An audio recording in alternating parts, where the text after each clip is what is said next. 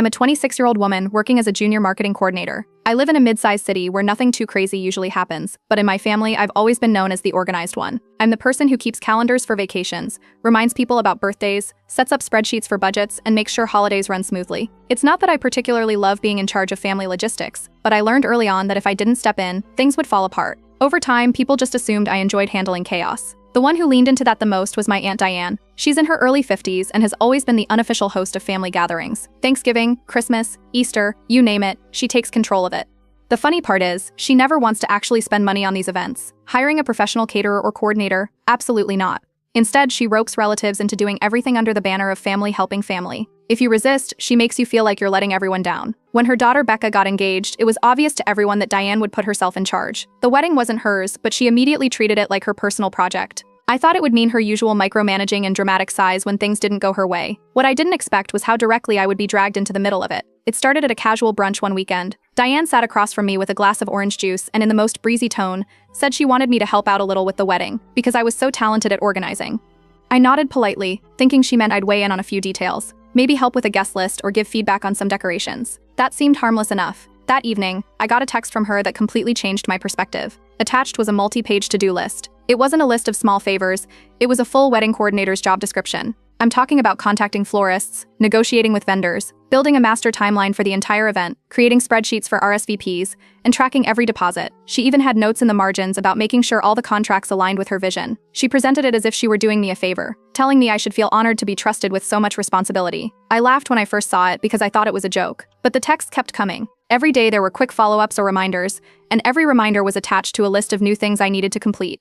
When I pushed back and explained that I had a full-time job, she brushed it off completely. "You're young, you'll have the energy," she said, as if working 40 hours a week and then spending another 15 on unpaid wedding work was no big deal. Becca was oddly quiet during all of this. Whenever I tried to involve her, she just said things like, "Mom wants it this way," and left it at that. It was clear she wasn't going to stand up to her mother. My own mom noticed what was happening. She pulled me aside one evening and admitted that Diane was overloading me, but instead of intervening, she just muttered, "Do what you can." It was the kind of half-hearted support that really meant, I don't want to start a fight with my sister, but I'll step in if this continues. Within the first week, I was already putting in 10 to 15 hours outside my normal work schedule just to handle all the tasks Diane assigned. Vendor calls, Excel sheets, RSVP tracking, it all landed in my lap. Every time I thought I was caught up, she added more. It stopped feeling like I was helping family and started feeling like I had picked up an unpaid part-time job. I decided I needed proof of just how much time I was sinking into this. So I opened a document on my laptop and started logging everything. Every hour, every phone call, every spreadsheet I built, I wrote it down. I wasn't planning on confronting Diane just yet, but I wanted evidence. If things blew up later, no one could say I was exaggerating. By the end of that week, the log was already full of tasks that could have easily been handled by a professional planner. Diane, of course, acted like she was saving the family money by keeping it all in-house. But what she was really doing was exploiting me because she knew I wouldn't cause a scene. Looking back, it's almost funny how quickly it all escalated. One moment I was eating brunch and nodding along to a vague request for a little help, and the next I was knee-deep in contracts, seating charts, and color-coded budgets. At that point, I had no idea just how out of hand it was going to get, but I could already feel myself being pulled deeper into Diane's version of what a family favor should look like. The first couple of weeks after Diane handed me that giant to-do list, things spiraled faster than I expected. At first, it was 1 or 2 tasks a day, confirming a florist quote, checking if a bakery had the right date available, making sure the guest list matched the RSVP spreadsheet. But as soon as I finished one task, 2 or 3 more landed on me. Diane kept sending long texts filled with bullet points. Mood boards for decor, spreadsheets for seating charts, vendor calls she expected me to make. Everything came with a deadline, and she expected daily updates. It wasn't just behind the scenes either. Diane started introducing me to vendors as our coordinator. I didn't even know she was going to say it the first time, but once she did, she never stopped. Every florist, every DJ, every rental company, she would smile and wave toward me, telling them I was handling things. The vendors naturally started emailing me directly. They treated me like I was hired staff. In reality, I was just the niece who couldn't say no. The emails came in nonstop. Questions about deposits, changes to contracts, options for lighting, catering menus. My inbox turned into a wedding command center overnight. I was still trying to keep up with my actual job, but now my evenings were spent sorting through messages meant for professionals who normally get paid thousands to manage this kind of thing. One evening, Diane sent me a massive Excel file she had titled Wedding Budget Board. It had dozens of tabs, flowers, catering, rentals, decorations, dresses, tuxedos, even transportation. She told me to track every single payment, every upcoming deadline, and every adjustment. She wanted it color-coded, fully updated, and accessible at all times. But she made it clear I wasn't allowed to make decisions. My role was to keep it all organized while she stayed in control of the choices. It was like being a secretary for a boss who didn't pay. By the third week, I looked at my log and realized I had put in over 40 hours. That's on top of my regular full-time job. It was like working a second part-time job without a paycheck. The list of tasks was endless, and every time I crossed something off, Diane added another. In the family group chat, Diane bragged constantly about how much money she was saving. She went on and on about how smart it was to keep the wedding in-house and how other people wasted money on planners. She never once mentioned that I was the one doing all the work. To her, it was just proof of how resourceful she was. I tried to check in with Becca, just to see if she was okay with how much her mom was controlling everything. She admitted she felt overwhelmed, but she avoided conflict at all costs. Every time I brought up something her mom had taken over, she just shrugged and said, "That's how she wants it." It was obvious she wasn't going to push back. The workload didn't slow down either. Diane started giving me weekend missions. She'd send a message late Friday night asking me to drive around and photograph venues, usually with less than 24 hours notice. If I told her I already had plans, she would send another message about how family comes first and how I needed to remember that weddings were once-in-a-lifetime events. The guilt trip was constant, layered on top of the already crushing list of responsibilities. The breaking point came when she asked me to attend a vendor showcase in another city. She sent me a list of booths she wanted me to check out and told me to ask questions on her behalf. I asked about travel costs, and she flatly told me to cover my own gas and parking because it's not that far. It was a full-day commitment, and I ended up going because I knew she would never drop it. The showcase was filled with brides who came in with their hired planners, women in suits with clipboards and checklists, people clearly paid to be there. I walked around alone with a crumpled list Diane had texted me, scribbling notes while vendors treated me like a low-budget substitute. Some gave me the side eye when I introduced myself as the bride's niece. I knew exactly how I looked, like the relative drafted into free labor. Of course, Diane loved it. She bragged to every vendor that I was keeping the budget honest for the family and making sure nothing slipped through the cracks. She acted proud, like she had discovered a secret trick to avoid hiring help. Meanwhile, I was stuck smiling and nodding while my weekend evaporated into someone else's job. That night, after hours of walking around booths and pretending to be interested in chair rental options, I went home and opened my laptop. I started drafting a detailed breakdown of everything I had done so far. I wrote out the hours, the specific tasks, the vendors I had spoken to, the spreadsheets I had created. Then I looked up the market rates for wedding coordinators. The numbers shocked me. What I had done already would have cost thousands if she had hired someone. I didn't share it yet, but I saved the file. I wanted it ready, just in case this turned into a bigger fight. My mom eventually noticed how drained I was and told me I needed to either draw some boundaries or start demanding recognition. She didn't want to directly confront Diane either, but she could see how much time I was losing. She told me Diane wasn't going to stop unless I made her stop. I knew she was right, but I also knew how explosive Diane could get. She thrived on control, and if anyone challenged her, she would double down harder. For now, I kept my logs and my spreadsheets updated, waiting for the right time to push back. Every day felt like a balancing act. Work during the day, unpaid coordination in the evenings, guilt trips from Diane whenever I tried to step back. And all of it was wrapped up in this false narrative she kept selling to the family about how she was saving money and keeping things simple. On the surface, it looked like she had everything under control. Behind the scenes, I was drowning in color-coded spreadsheets and endless vendor calls, quietly becoming the invisible backbone of a wedding I wasn't even part of. Word count, money count. By the time a month had gone by, my log was a monster. The hours stacked up like bricks, and the file itself looked like a miniature audit report. Every vendor call, every spreadsheet, every update I had made, it was all there in black and white. I wasn't ready to unleash it, but the more Diane piled onto me, the more I knew I'd need it. The requests didn't stop. Diane had me working late into the night, often messaging me around 10 or 11 with a small fix or urgent update. Most of these weren't urgent at all. She wanted seating charts redone because she changed her mind about which cousins should sit near each other. She wanted the font on the invitations adjusted to match a different shade of beige. She asked for entire mood boards of centerpiece designs just so she could look at them and dismiss all of them. Becca was still barely involved. If I asked her for input, she just redirected to her mom. It got to the point where Diane was treating me like her personal design assistant, nitpicking every detail while Becca watched quietly in the background. After one particularly long week, I sat down and opened PowerPoint. If Diane was going to keep introducing me to vendors as our coordinator, then I was going to put together something that showed exactly what helping out a little had turned into. I built a presentation with screenshots of text messages, emails, and the budget sheets I had created from scratch. Each slide had bullet points of the tasks I'd completed, the hours I had logged, and even the dollar amount it would have cost if she had hired a professional. By the end of it, the number was already over $3,000 worth of work. While I was working on that, Diane continued with her endless control. One week she had me up past midnight finalizing the seating chart for the rehearsal dinner. I sent her the file the next morning and she immediately messaged me complaining that the names weren't centered properly on the table cards. No mention of the hours spent, just criticism about formatting. Becca finally admitted something one evening when we were both leaving a vendor meeting. She whispered that she felt like a guest at her own wedding, since her mom was deciding everything. It wasn't a surprise to hear it, but it was the first time she had said it out loud. She didn't do anything about it though, just sighed and went back to letting Diane run the show. I started thinking carefully about how to shift the situation.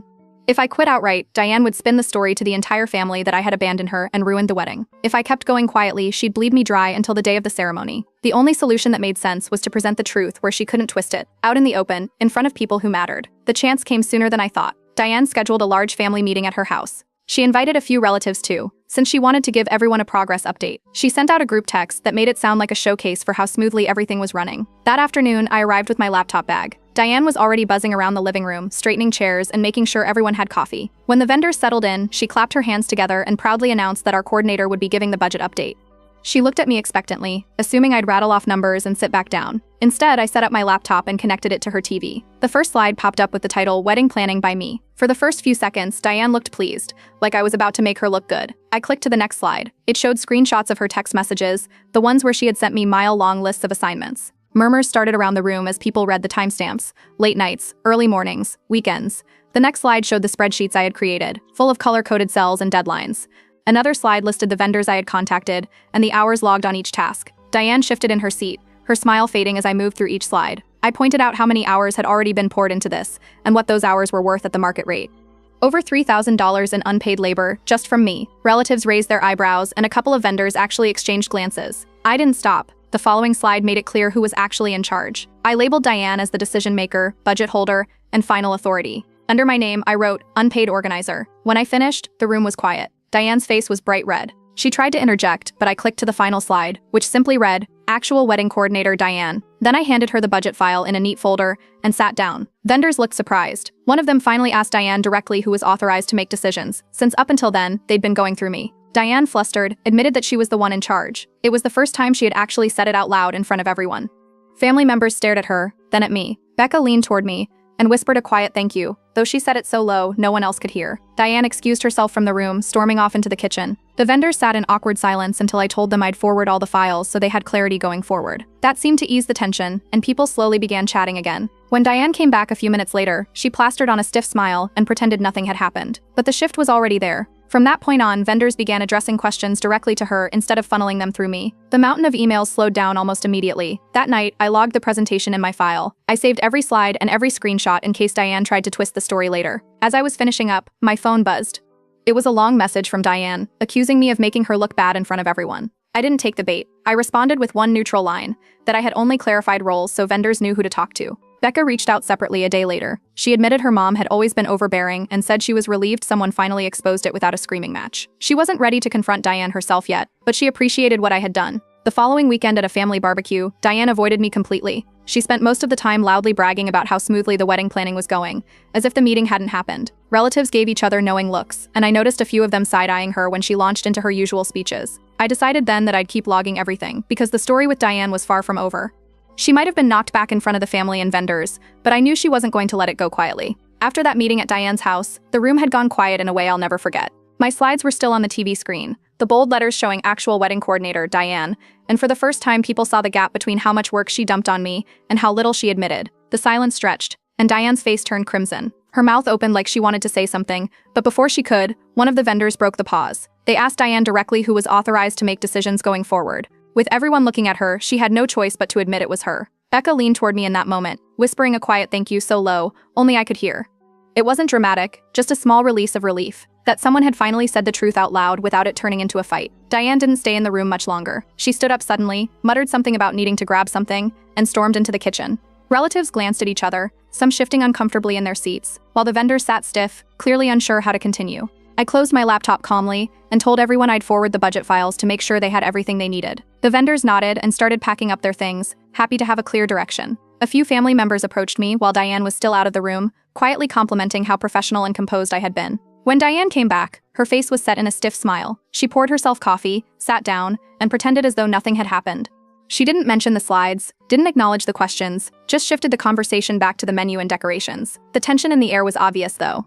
Nobody missed the shift in the room. From that point on, things did change. Vendors began directing their questions to Diane instead of me. They emailed her, called her, and looked at her during meetings. My inbox, which had been crammed full of wedding details, started to clear out. I was no longer the contact person for every little decision, and the unpaid workload that had consumed my nights and weekends began to shrink. But relief wasn't the same as peace. I knew Diane wasn't the type to let something go, not after being embarrassed in front of both her relatives and professionals. I expected the backlash, and it came quickly. That same evening, my phone buzzed with a long message from her.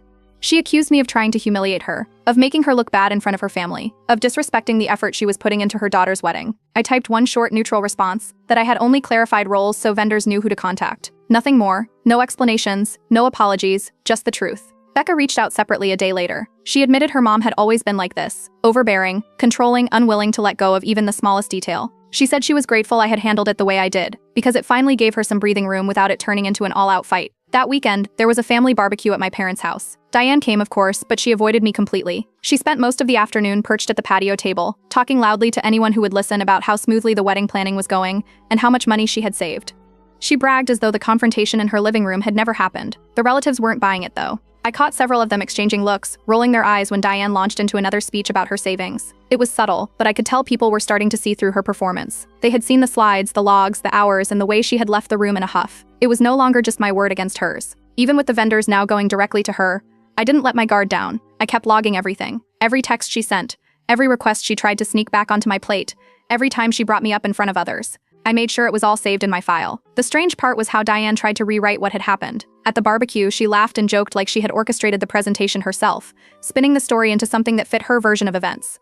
When she caught relatives' skeptical faces, she just talked louder, bragging about how the wedding was going to be the best anyone had ever attended. Behind her smile, the tension was still there. I could see it in the way she glanced at me across the yard. Quick flashes of irritation she covered up with forced cheer. She might have acted like everything was normal, but I knew better. The meeting had shifted something in the family. People weren't looking at me as the niece who always stepped in to help anymore. They were starting to see Diane for who she really was. And while I didn't say it out loud, I decided in that moment I'd keep logging everything from here on out. Diane wasn't done, and neither was I. A few weeks passed after the presentation at Diane's house, and for a short time it seemed like things were finally calmer.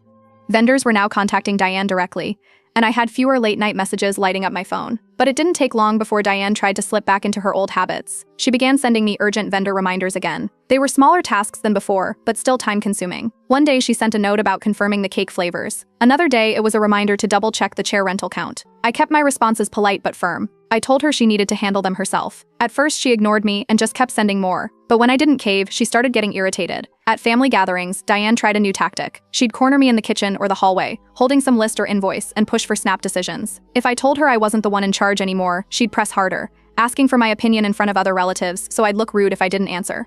I stayed calm and repeated the same thing every time, that it was her role, not mine. The words seemed to frustrate her more with each interaction. Meanwhile, Becca started venting more often. She admitted her mother dismissed nearly every idea she suggested. From the style of the dresses to the vows she wanted to write, Diane had something negative to say about all of it. Becca said she felt like her voice didn't matter. I suggested she try leading her own vendor meetings instead of letting her mom dominate, but Becca hesitated. The thought of openly disagreeing with Diane made her nervous, so she kept quiet in front of her. Then something happened that proved Diane was still working behind the scenes. One afternoon, I got an email from the florist with an invoice attached. It was addressed to me because Diane had apparently given them my email months ago.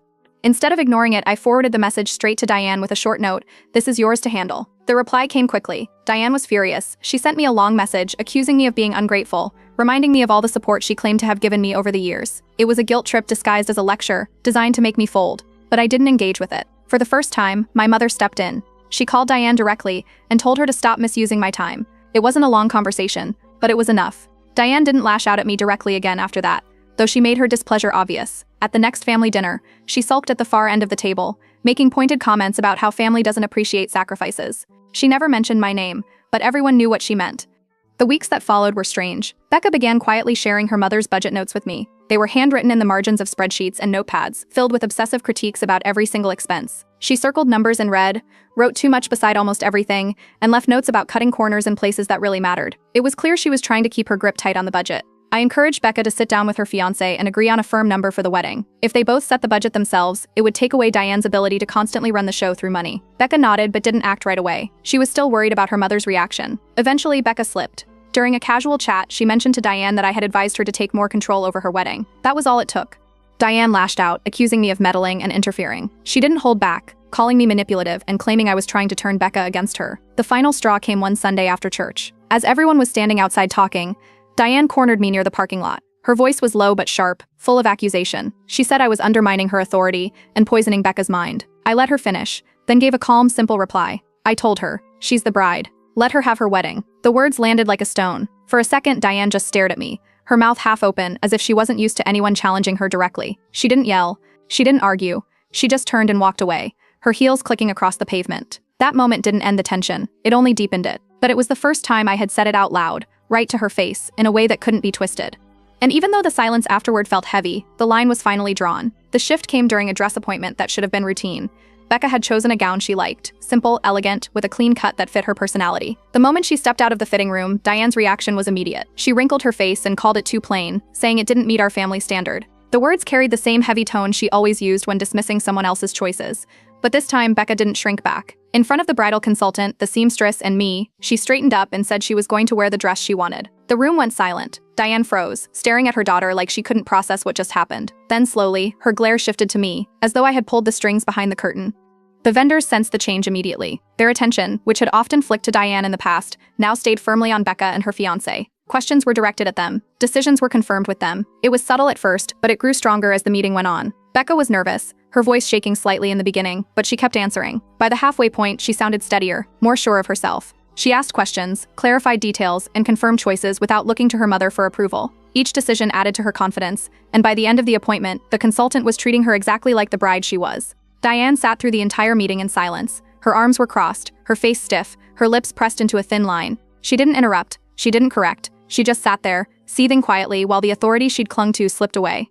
When it was over and we walked back to the car, Becca leaned close and admitted she wouldn't have spoken up if I hadn't pushed her to take more control. It wasn't a dramatic declaration, just a small truth slipping out between breaths, but it meant a lot. Word spread quickly among the family. Relatives who had heard bits and pieces of the tension now talked about how Becca had finally stood up to her mom. At gatherings, people mentioned it quietly to me, nodding as if to say they approved. No one wanted to be the one to call Diane out directly, but they supported Becca finding her voice. Diane, of course, couldn't let it stand. Within days, she announced a family emergency meeting at her house. The text she sent out framed it as a necessary discussion about wedding logistics, but the urgency in her wording gave away her real motive. When we all arrived, the living room was arranged like a tribunal, chairs in neat rows, papers stacked on the coffee table, Diane at the front like she was about to conduct court. Once everyone was seated, she launched into her accusations. She said Becca was being manipulated. She claimed I had taken over, twisted things, and pushed Becca into defiance. Her voice shook with anger as she pointed to me as the reason everything was falling apart. The room was heavy with silence again, but this time it wasn't me who answered. Becca stood up before anyone else could react. She spoke clearly, her voice firm and louder than I'd ever heard it. She told everyone that I hadn't twisted anything. She said she was the bride, and she was making her own choices. The effect was immediate. Relatives who usually stayed out of conflict began nodding, some even speaking up in agreement. They said it was time Becca had her own voice in her wedding. The support grew louder, and Diane's face tightened with each comment. Diane tried to cut her daughter off, but the momentum wasn't hers anymore. Becca's fiancé added his support, and more family members chimed in. The tide in the room had shifted completely, and for the first time, Diane couldn't steer it back. Her fury finally boiled over. She stood up abruptly, her chair scraping loudly against the floor, and stormed out of the room. The door slammed behind her with enough force to rattle the frames on the wall. The relatives sat in stunned silence for a few seconds before the tension broke into quiet conversations. Later that night, Becca's fiancé pulled me aside and thanked me. He said my encouragement had given Becca the push she needed to stand her ground. He looked both relieved and proud, like a weight had been lifted from their shoulders. As I drove home, the thought settled in my mind. Setting boundaries with Diane had changed more than just my workload. It had shifted the entire family dynamic. For years, she had gone unquestioned, controlling everything through guilt and persistence. But now, with Becca stepping forward and relatives backing her, Diane wasn't the unchallenged authority anymore. The wedding week arrived, and the atmosphere felt different from the chaos of the earlier months. Becca was steadier, more confident, and openly taking control with her fiancé. Together, they finalized details, signed off on schedules, and coordinated directly with the vendors. The tone of every conversation shifted. Decisions were being made by the couple, not Diane. Still, Diane wasn't willing to surrender quietly. At the rehearsal, she tried inserting herself into the schedule, moving chairs around and suggesting different seating arrangements. Vendors who had already experienced her behavior didn't bother asking for her input. They looked to Becca and her fiancé, confirming details with them instead. Diane's interruptions became background noise, and her authority slipped further with each ignored comment. I kept myself polite but detached. I wasn't running around with clipboards or lists anymore. I offered small courtesies when asked, but mostly I stood back, watching how smoothly things went without me in the middle. The shift was obvious. Everyone now looked at Becca instead of her mother, and the respect in that change was undeniable. At the rehearsal dinner, Diane made one last attempt to drag attention back to herself. She stood up during her toast and spoke about family sacrifices, putting weight on the words like she wanted people to connect it to her efforts. The implication was clear. She wanted to undermine me, to paint herself as the backbone holding everything together. Before the silence could settle, Becca cut in with her own toast. She thanked her family, then turned directly to me. In front of everyone, she said she wanted to thank me for standing by her and helping her believe she could take the lead in her own wedding. The room clapped. Diane froze in her seat, her glass still raised mid-air. She didn't speak again after that. On the morning of the wedding, Diane showed up carrying a large binder labeled coordinator notes. It was her last-ditch attempt to prove she was still in charge. The binder was packed with timelines, sticky notes, and printed spreadsheets. She flipped it open dramatically in front of the florist, but the vendors didn't even glance at it. They had Becca and her fiancé's instructions already. They moved according to the couple's plans, leaving Diane's binder untouched on the table. The tension spiked when Diane tried to override a floral placement near the altar. She directed the staff to move arrangements to a different spot. Becca walked over, firm and calm, and told her she had already decided. She asked her mother to enjoy the day. The room went quiet for a moment. Then, without argument, the vendors continued following Becca's plan. Diane stepped back, her face tight, but she didn't push again. I stood in the corner, quietly observing. For the first time since the engagement, I realized I didn't need to step in anymore. Becca was steering her own wedding, confident and sure. Watching her take control was more powerful than anything I could have done for her. The ceremony itself unfolded beautifully. The weather was perfect, the music played without a hitch, and the vows were heartfelt. Becca walked down the aisle with confidence, her fiancé's eyes never leaving hers. The guests smiled and whispered about how well everything had turned out. Diane, meanwhile, sat in her row with her hands folded tightly in her lap. Her tension was visible, but the joy around her drowned it out. At the reception, the toasts began. After the best man and maid of honor spoke, Becca and her fiancé stood together with microphones in hand. They thanked both families, acknowledged the support they had received, and then Becca turned to me. She said she wanted to give me special thanks for helping her find the strength to stand on her own 2 feet. The applause that followed was genuine and warm. Guests clapped, vendors smiled, and people turned to look at me with nods of recognition. Diane stayed seated during the applause, her expression tight. She whispered to a few relatives at her table, but no one leaned in. No one engaged with her. The shift was undeniable. Her influence wasn't what it used to be. As the night wound down, Becca found me near the edge of the dance floor. She hugged me tightly, telling me she wouldn't forget the strength I had helped her find. It wasn't dramatic, just heartfelt, and I knew she meant it. In the weeks that followed, everyone remembered the wedding as beautiful and smooth. Guests commented on the decorations, the food, and how happy the couple looked. But within the family, the real memory was different. What stuck with people wasn't the centerpieces or the music, it was the way Becca had stood up to her mother and led her own wedding. The story passed quietly between relatives, how Diane had lost control, how Becca had spoken firmly, how the balance in the family had shifted. People started treating Becca with more respect, recognizing her independence in a way they hadn't before. And just as importantly, Diane's power wasn't absolute anymore. Her word no longer went unquestioned. For me, the ending was simple. By setting boundaries and refusing to let Diane use me as free labor, I had not only lightened my own load, but had helped change the family dynamic. What started as a brunch request for a little help had grown into months of unpaid labor, confrontation, and power struggles. But in the end, it ended with Becca steering her own wedding, and the rest of the family finally seeing Diane's control for what it was.